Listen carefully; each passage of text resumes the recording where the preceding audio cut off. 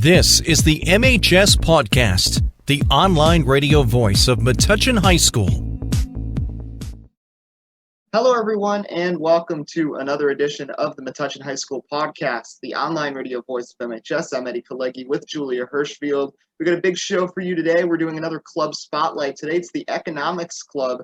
Daniel Dragan will be joining us to talk about that club and how they've adjusted, how they're doing the club with it all being virtual. And we're going to be talking about all the latest in fall sports with Josh Hyman later in the show. There's a lot going on. Boys and girls soccer teams, in addition to the field hockey team, all off to great starts this year. We'll recap all of that. So before we get to the announcements, Julia, it's been interesting these last couple of weeks now that the school has, partially in person. There's been a couple hiccups here and there, but so far the teachers doing a great job balancing out between the students at home and in person, which is not an easy feat. Just overall, I know you're fully remote.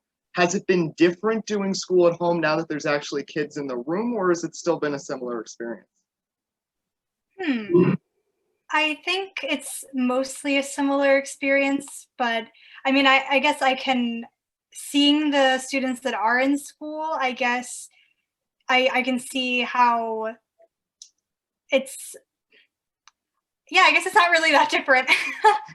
Yeah, so it's been tough also just overall, just keeping everybody safe. We know the rerouted hallways. I was with that for the first 2 days. I switched back to fully remote this week. It's a hassle being there each day, but I know the school is doing a great job, and hopefully things keep moving forwards in a good way, and hopefully in the spring things will be more normal and we can get more people in the school. Regardless, let's move into the school announcements here with Julia. Thank you, Eddie. First, a reminder to all hybrid students that they should arrive to school no later than 8:15 each morning and should be wearing their masks, covering their mouths and noses throughout the day. If you would like to switch from hybrid to remote or vice versa, your parents must contact the attendance recorder, Mrs. Moranowick, the school counseling administrator, Ms. Coleman, and your personal guidance counselor, giving at least 72 hours of notice. All of those email addresses can be found under the school counseling tab on the school website. That's all for announcements. Back to you, Eddie. Thank you, Julia. Now let's get into our spotlight of the Economics Club with me and Joe Stibich. Continuing here on the MHS Pawdcast, I'm Eddie Kalegi, joined by Joe Stibich. The Economics Club is back in full swing virtually this school year. For the spotlight of this club, it's great to be joined by their club president, Senior Daniel Dragan. Thanks so much for coming on today, Dan. Thank you, Eddie, for having me. It's an honor. So how did you develop an interest in the field of economics? Well, I've always had a passion for business, I suppose. Ever since a kid, I wanted to start my own business.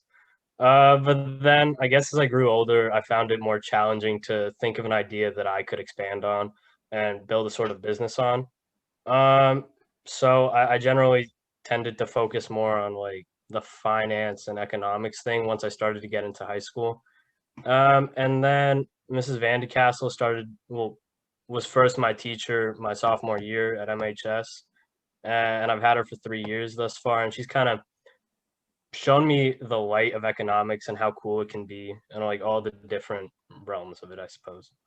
Yeah. So you mentioned how you originally wanted to start a business, but like as a young kid, we have big aspirations and sometimes those never go through. And you mentioned just with business, it's a tough thing to do. So specifically in the realm of economics, what could you most see yourself doing as a career down the line? It's definitely possible. I work for the Fed. The Fed is what controls monetary policy in the United States. So they essentially affect interest rates and that sort of thing, how much they lend out to banks.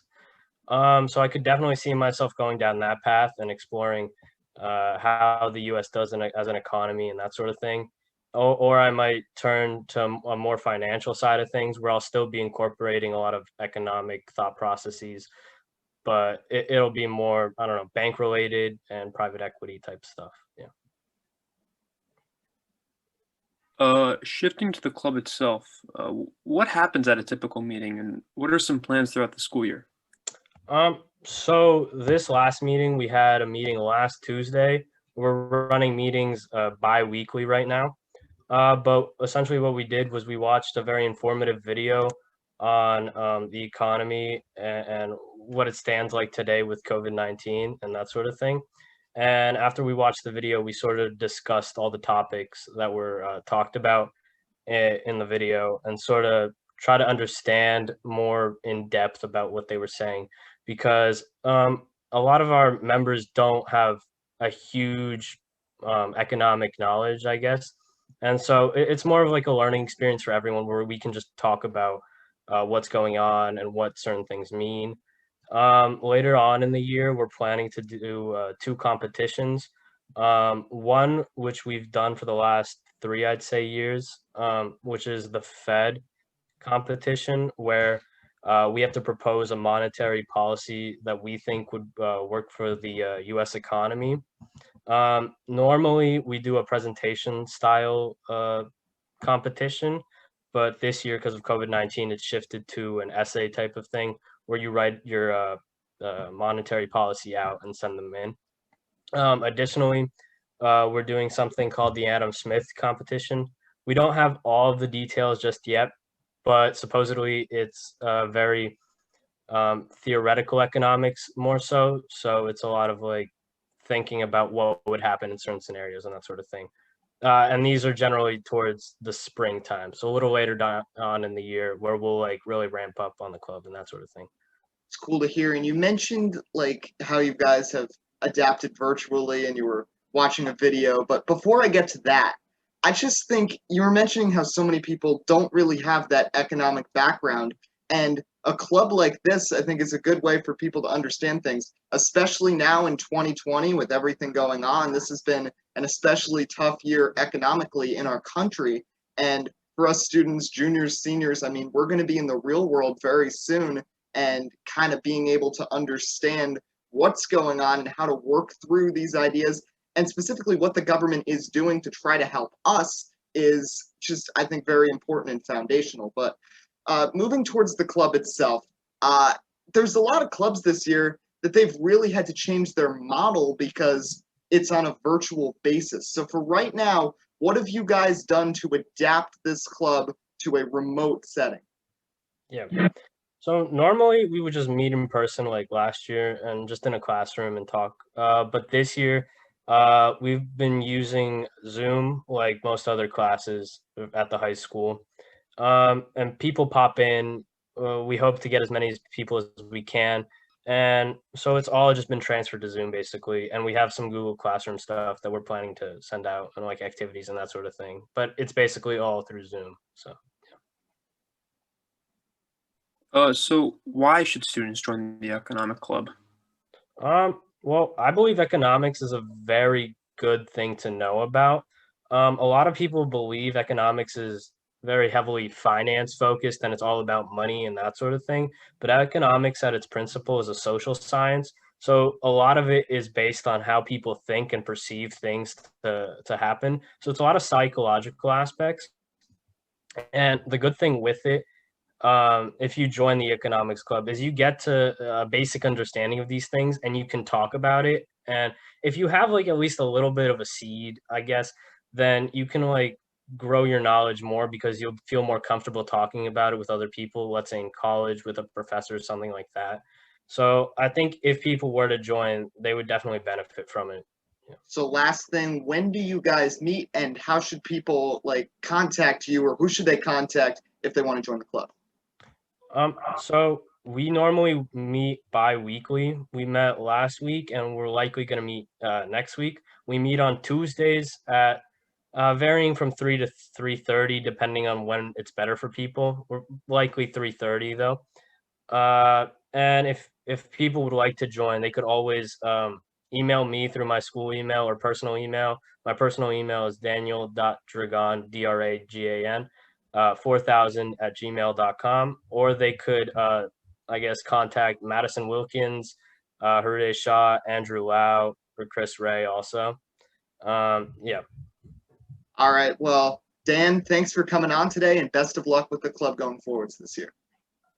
Thank you for having me, Eddie.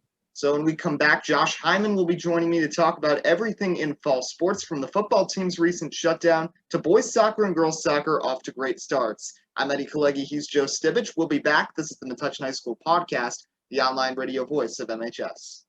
Having trouble seeing the board in class? Do you need safety glasses for your school sport? If you answered yes to either of these questions, head over to Optik Unique, the eyeglass store at 406 Main Street in Metuchen. Optik Unique does it all. Not only do they offer eyewear for all ages, they also sell sports-specific safety glasses for kids and adults. Call them at 732-321-2020. That's 732-321-2020, or visit OptikUnique.com. Do you want to build character, build confidence, or even build yourself? All that and more can be accomplished at the Black Belt Institute at 23 New Street, right here in Metuchen. Students of all ages have been able to learn respect, discipline, fitness, and self-defense from their experienced instructors for over 20 years. Whether you're an adult looking for stress reduction or know someone young who has interest in Taekwondo, the Black Belt Institute is the place to go. The Institute takes a fun approach at teaching the rules of self-defense, instilling in their students an I-can-do-it attitude. Interested in taking a class? Call them at 732-205-9797 or visit their website at blackbeltinst.com. Once again, that's 732-205-9797 or blackbeltinst.com. The Black Belt Institute, Metuchen's leader in martial arts and fitness. Welcome back to the MHS Podcast. I'm Josh Hyman, joined by Eddie Kalegi.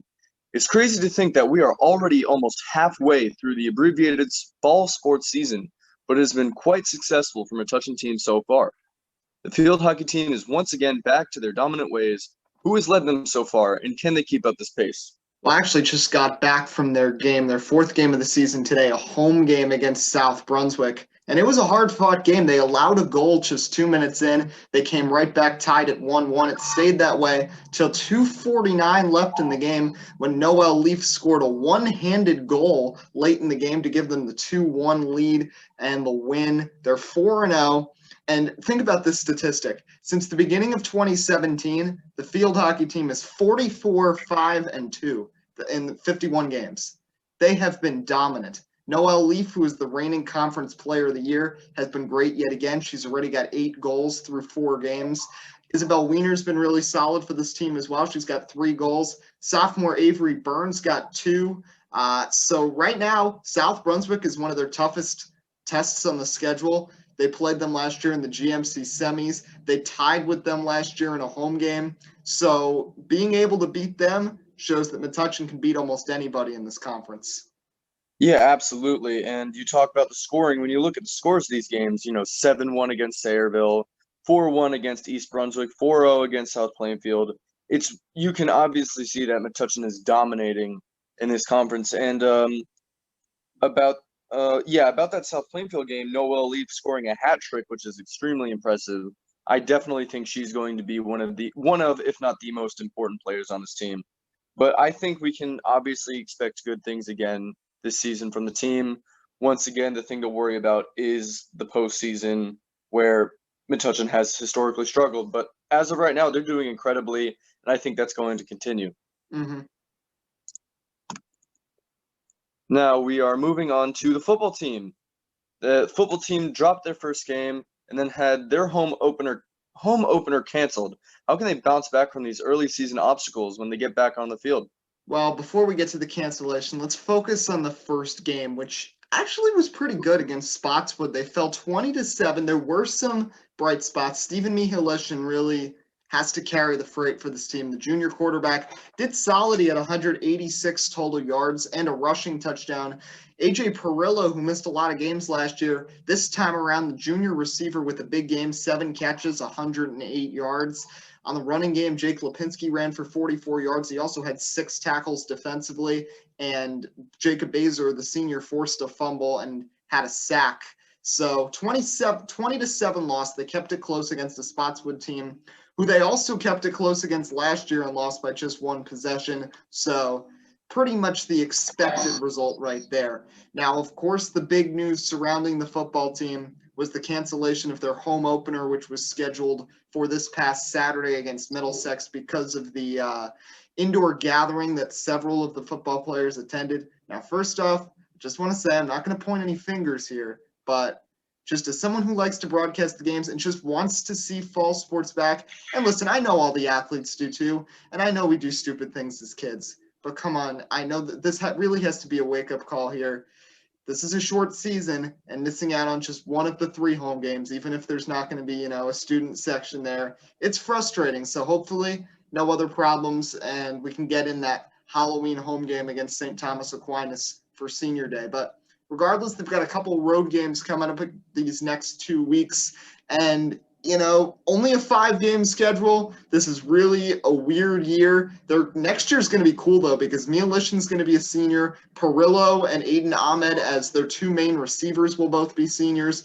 There's a lot of promise heading into next year, but for this year, first year in a conference, they just got to try to put up a good fight in each game, and they did so against Spotswood, and hopefully they can keep doing that throughout the season and get back on the field, of course, after this little obstacle. Yeah, definitely what you said. It's kind of rough with the situation they're in. A strange, shortened season, new conference, young players is definitely a bit of a shock. And it's probably, they're probably going to have some trouble with this season.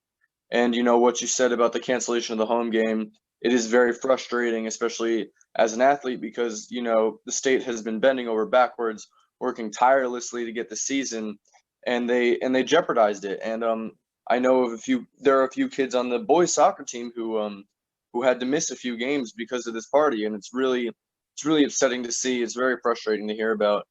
But hopefully the football team still continues to do well with the remainder of their season.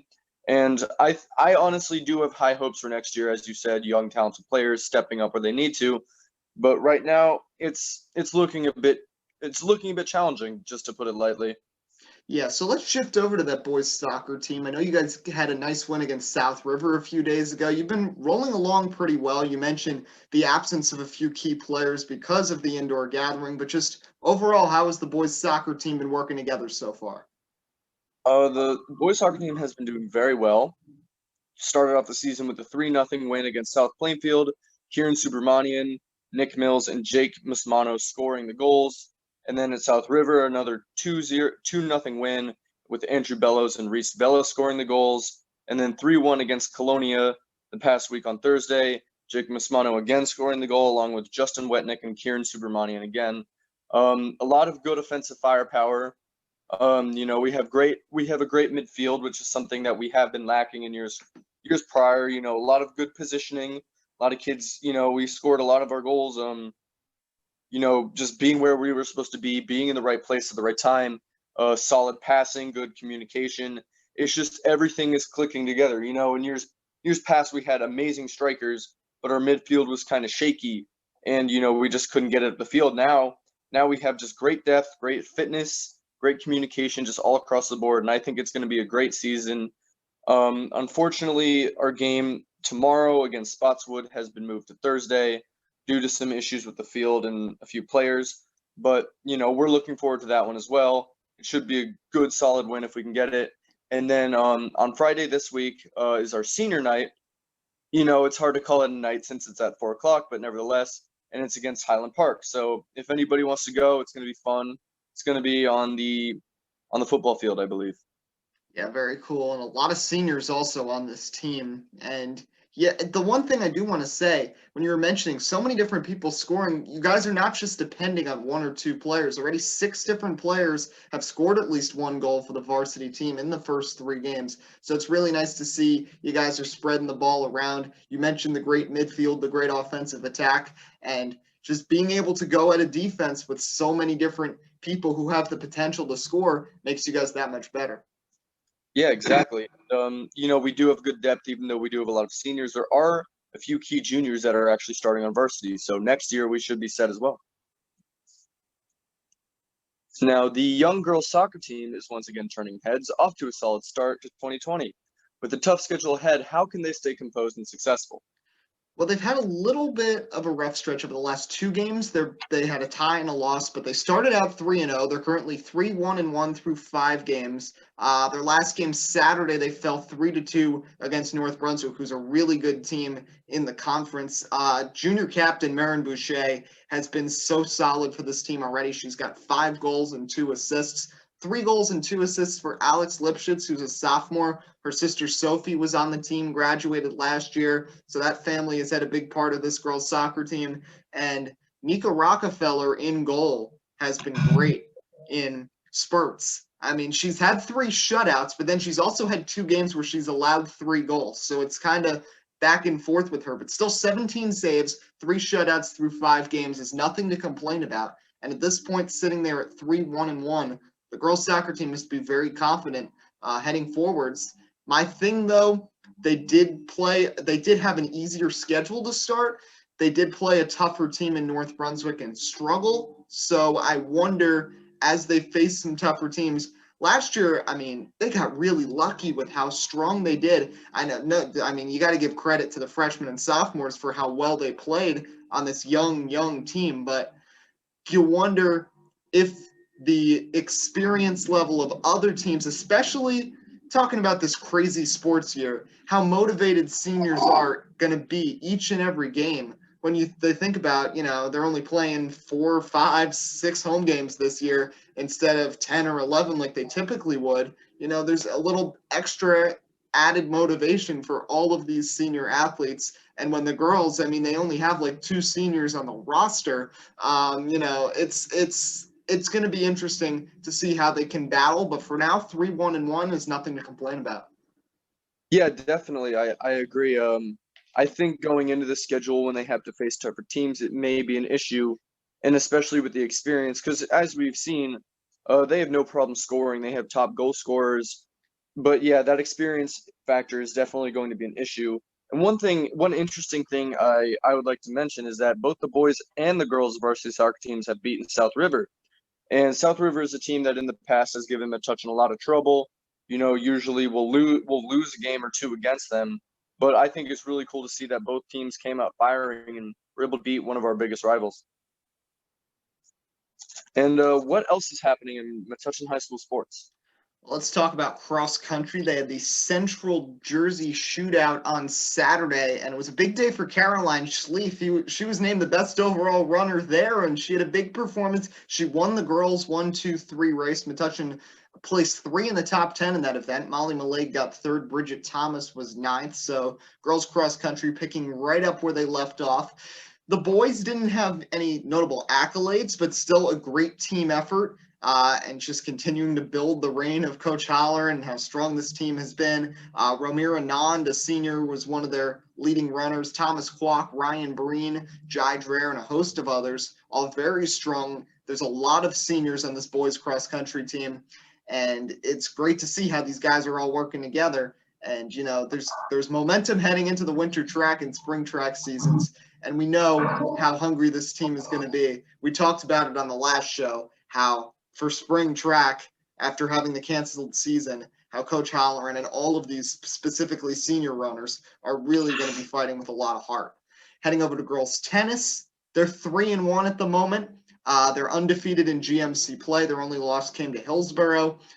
They've been led by 2 seniors, Sophie DeCoit and Alana Stein. And I want to give a little shout out to Uma Ayer, a junior, who against St. Thomas Aquinas in her match, it went all the way to 3 sets, and it went deep into the tiebreaker. It ended up going 10-6 in the tiebreaker. It was a hard-fought match. She was able to come away with the victory as Metuchen swept all 5 matches and took the win over St. Thomas. And lastly, marching band, I want to fit them in as well.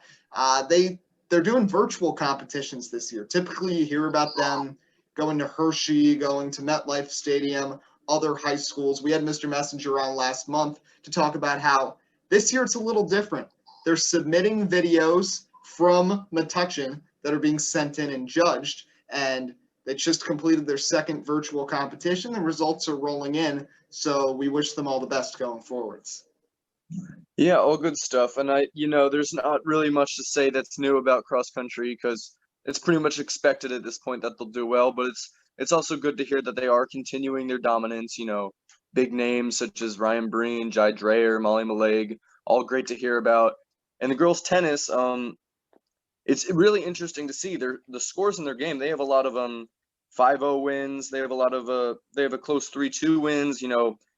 Prominent names that strike out: Sophie DeCoy, Jamie Hong, Uma Ayer. all picking up a lot of wins in their games. So it's really great to see the girls tennis team doing well.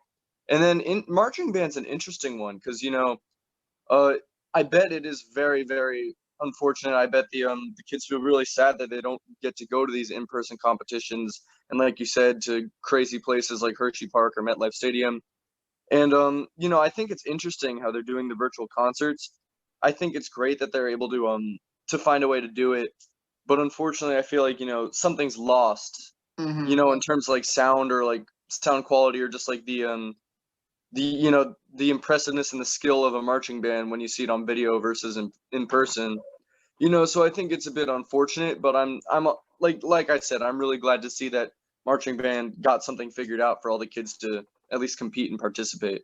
Oh yeah, totally. And when Mr. Messenger was here, he was talking about one of the things they're gonna miss is how for typical competitions, there's 20, 25 bands there. They all get to hear each other, support each other, and just like any other sport, these musicians kind of feed off the big crowd. It's completely different when they're recording on a Wednesday night at 8:00 in front of nobody on the Metuchen High School field. But hopefully, once again, with the football games, they're planning on being able to perform their field show at both of those games at halftime. So fingers crossed everything stays good. But that's going to about wrap up today's show.